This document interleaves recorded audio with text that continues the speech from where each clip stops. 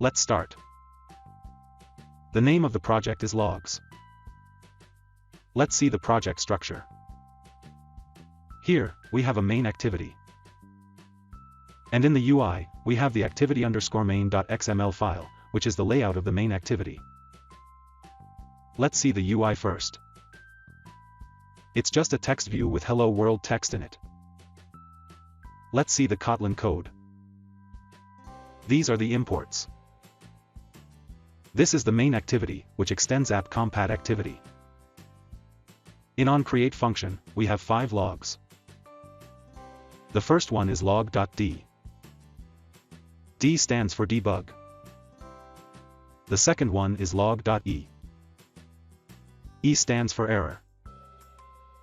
The third one is log.i. I stands for information. The fourth one is log.v. V stands for verbose. And the last one is log.w.